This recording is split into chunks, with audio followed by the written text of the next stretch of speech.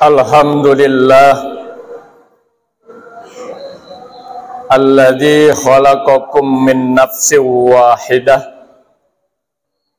wa khalaqa minha zawjaha wa bassa minhuma rijalan katsiran wa nisaa. Asyhadu an la ilaha illallah wahdahu la syarikalah, lahul mulku wa lahul hamdu yuhyi wa yumitu wa huwa ala kulli syai'in qadir. Wa asyhadu anna Muhammadan abduhu wa rasuluh sahibud da'wah wal irsad wal fatwa wassalatu wassalamu ala rasulillah wa ala alihi wa man tabi'ahu wa mawala. Amma ba'du fa ya ibadallah, usikum wa nafsi wa iyaya bitaqwallah faqad fazal muttaqun. Qala Allahu ta'ala fi kitabihil karim, a'udzu billahi minasyaitonir rajim, bismillahirrahmanirrahim. Ya bunayya innaha in takum mithqala habbah min khardalin fatakun fi sakhratin aw fis samawati aw fil ardi ya'ti bihallah innallaha latifun khabir. Wa qala Rasulullah sallallahu alaihi wasallam, addibu auladakum wa ahsinu adabahum. Sadaqallahul adzim wa sadaqa rasulihi karim. Ma'asyiral muslimin sidang Jumat rahimani wa rahimakumullah. Puji syukur kita panjatkan kepada Allah Subhanahu wa taala atas berbagai macam nikmat karunia yang senantiasa Allah curahkan kepada kita, sehingga kita masih dapat melaksanakan aktivitas kita hari ini, wabil khusus menunaikan ibadah sholat Jumat secara berjamaah. Salawat dan salam kita aturkan pula kehadiran baginda Rasulullah Muhammad sallallahu alaihi wasallam, pada keluarganya, sahabatnya, insyaallah juga pada kita sekalian yang masih komitmen mengikuti ajaran dan sunnah-sunnah beliau.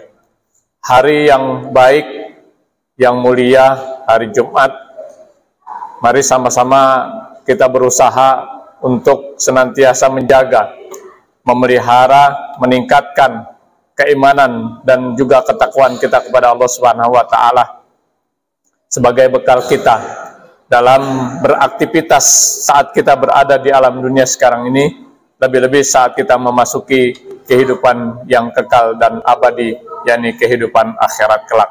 Allah Subhanahu wa taala mengingatkan, bismillahirrahmanirrahim, wa tajawwadu fa inna khairal jadi taqwa. Berbekalah kamu, dan sebaik-baiknya bekal itu adalah takwa kepada Allah Subhanahu wa taala. Tema khutbah Jumat kita hari ini saya sampaikan tentang 6 nasihat Luqman Hakim kepada anaknya. Hadirin sidang Jumat rahimakumullah. Salah satu doa yang senantiasa kita panjatkan, kita mohon, kita berharap kepada Allah Subhanahu wa taala, khususnya selesai kita melaksanakan sholat, adalah kita mohon agar Allah Subhanahu wa taala memberikan pasangan dan karunia yang menyejukkan hati kita. Sebagaimana doa yang kita panjatkan, Rabbana hablana min azwajina wa dzurriyyatina qurrata a'yun waj'alna lil muttaqina imamah. Kita mohon kepada Allah agar pasangan hidup kita, anak-anak kita, keturunan kita menjadi qurrata a'yun, yang menyejukkan hati, yang menyenangkan hati kita sebagai orang tua. Yang dimaksud dengan anak yang qurrata a'yun dalam doa itu tidak lain adalah ketika anak-anak kita menjadi anak-anak yang soleh dan solehah. Hadirin sidang Jumat rahimani wa rahimakumullah, perlu kami garis bawahi dan insya Allah kita pahami bersama bahwasanya anak yang soleh dan soleha itu tidak dilahirkan, tapi anak yang soleh dan soleha itu dibentuk. Siapa yang membentuk? Kita sebagai orang tuanya yang membentuk anak kita agar menjadi anak yang soleh dan soleha. Bahkan kalau kita bisa membentuk anak kita menjadi anak yang soleh dan soleha, ini merupakan salah satu investasi yang menjadi skala prioritas bagi kita sebagai orang tua. Karena anak yang soleh ini akan senantiasa mendoakan kepada kita, yang pahalanya akan terus mengalir meskipun suatu saat kita sudah dipanggil oleh Allah Subhanahu wa Ta'ala. Hadirin sidang Jumat rahimani wa rahimakumullah. Dalam surat Luqman, surat ke-31, ayat 13 sampai dengan ayat 19, Allah Subhanahu wa Ta'ala memberikan ibroh, pelajaran kepada kita. Bagaimana Luqman membentuk, mendidik, mengajarkan putra-putrinya untuk menjadi anak-anak yang soleh dan soleha.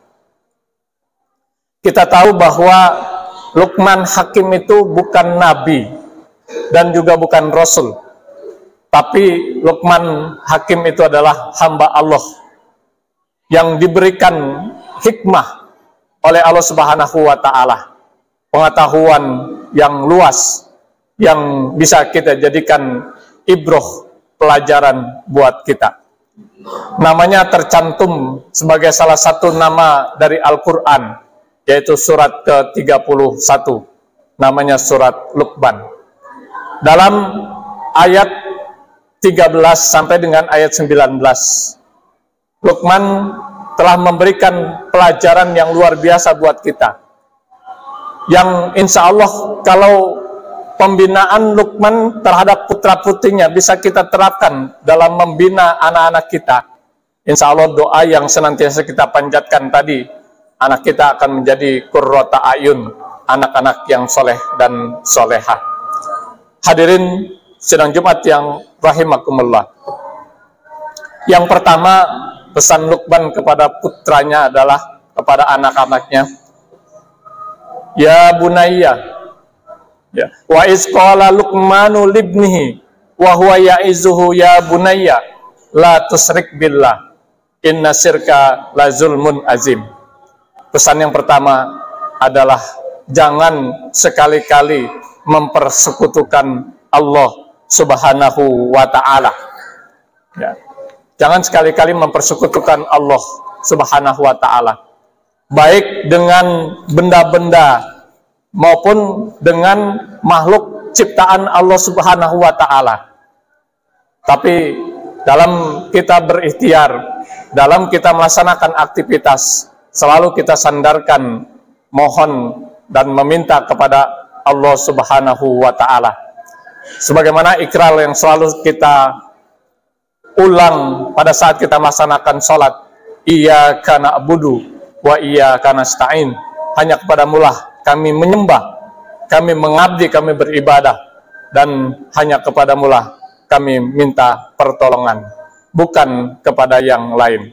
Ini pesan utama yang disampaikan Luqman terhadap anaknya, dan ini juga yang harusnya menjadi pesan utama kita sebagai orang tua kepada anak-anak kita, menanamkan tauhid, menanamkan akidah, menanamkan keimanan ke dalam hati sanubari anak-anak kita. Karena kalau iman ini sudah tertanam dalam hati anak-anak kita, ya, perintah Allah tidak perlu kita suruh, larangan Allah tidak perlu kita cegah. Dia akan kerjakan dengan sendirinya kalau itu perintah. Dia akan tinggalkan dengan sendirinya kalau itu larangan. Kemanapun anak kita pergi, dengan siapapun dia bergaul, berapa lama pun dia jauh dari diri kita dan keluarga, kita akan tetap merasa aman. Karena yang menjadi pengawas bukan lagi kita sebagai orang tuanya, bukan lagi keluarga besarnya, bukan lagi tetangganya, bukan lagi aparat keamanan, tetapi Allah Azza wa Jalla yang tidak mengenal ruang dan waktu. Ma'asyiral muslimin sidang Jumat rahimani wa rahimakumullah. Pesan yang kedua adalah agar anak-anaknya menyayangi dan berbakti kepada kedua orang tua. Ya. Wabil khusus kepada ibunya. Di dalam ayat yang ke-14 Allah Subhanahu wa taala berfirman, Bismillahirrahmanirrahim. Wa wassaynal insana biwalidayhi hamalatsu ummuhu wahnan ala wahn wa fisaluhu fi amaini aniskurli waliwalidayya ilayyal masir. Pesan yang kedua adalah agar anaknya berbakti, berbuat baik kepada kedua orang tuanya, wabil khusus kepada ibunya yang telah mengandungnya dalam usia selama 9 bulan 10 hari. Ya. Begitu juga kedua orang tuanya yang senantiasa merawat dan juga membesarkannya. Ya. Begitu juga kepada bapaknya yang bekerja keras untuk memenuhi kehidupan kebutuhan keluarga. Ya. Sayangi, hormati, dan juga doakan orang tua yang telah membesarkan, mendidik, sehingga kita bisa menjadi orang-orang yang mandiri. Rabbik firli wali walidayya warhamhuma kama rabbayani shaghira. Bahkan ketika orang tua kita sudah wafat, kita juga senantiasa diperintahkan untuk mendoakan agar kiranya Allah memaafkan, mengampuni segala kehilapan, kealfaan, kelalaian yang telah dilakukan ketika orang tua kita masih hidup. Kalau ibu kita yang sudah meninggal, kita diperintahkan untuk berdoa, Allahumma gfir laha warhamha wa'afiha wa'fu anha. Kalau bapak kita sudah meninggal, Allahumma gfir lahu warhamhu wa'afihi wa'fu anhu, dan seterusnya. Bila kedua-duanya sudah meninggal, Allahumma gfir lahuma warhamhuma wa'afihi wa'fu anhuma. Doa adalah merupakan salah satu bentuk birrul walidain, bakti kita kepada orang tua kita, baik ketika orang tua kita masih hidup, lebih-lebih ketika orang tua kita sudah dipanggil oleh Allah Subhanahu wa ta'ala. Hadirin sidang Jumat rahimakumullah. Pesan yang ketiga adalah Allah senantiasa mengetahui apapun yang telah diperbuat oleh kita. Ya. Allah senantiasa mengetahui apapun yang telah diperbuat oleh kita. Kita ada di mana, dengan siapa, sedang apa, saat kita sedih, saat kita senang, saat kita melakukan perbuatan yang baik, atau sebaliknya saat kita melakukan perbuatan yang buruk. Allah senantiasa mengetahui yang besar, yang kecil, yang kasar, yang halus, semuanya dalam pengetahuan Allah Subhanahu wa ta'ala. Sebagaimana dikemukakan dalam ayat ke-16-nya, Bismillahirrahmanirrahim. Ya bunayya innaha intakum misqala habbah min khardalin fatakun fi sakhratin aw fis samawati aw fil ardi ya'ti bihallah innallaha latifun khabir. Ya bunayya, wahai anakku, sekiranya ada suatu perbuatan seberat biji sawi dan itu dilakukan dalam sebuah batu, atau di langit atau di bumi, niscaya Allah akan memberikan balasannya. Allah maha halus lagi maha teliti. Dengan kata lain, tidak ada satupun yang luput dari pengawasan Allah Subhanahu wa ta'ala. Di rumah maupun di luar rumah, di tempat terang ataupun di tempat sepi, sendiri ataupun beramai-ramai, Allah senantiasa mengawasi semua perbuatan kita. Dari kita bangun tidur sampai kita mau tidur lagi, bahkan dalam tidur itu sendiri. Ini yang ketiga yang ditanamkan Luqman terhadap anak-anaknya. Hadirin sidang Jumat rahimakumullah. Pesan yang keempat adalah dirikanlah sholat. Ya. Laksanakan amar ma'ruf dan nahi munkar, serta bersabar. Ya bunayya aqimis sholah wa'mur bil ma'ruf wanha 'anil munkar wasbir 'ala ma asobak inna dzalika min azmil umur. Perintah sholat ditekankan oleh Luqman kepada putra-putrinya untuk senantiasa dikerjakan dan jangan sekali-kali diabaikan. Karena beliau tahu persis bahwa sholat ini akan mencegah dari perbuatan keji dan munkar ketika sholat itu dapat ditegakkan oleh anak-anak kita.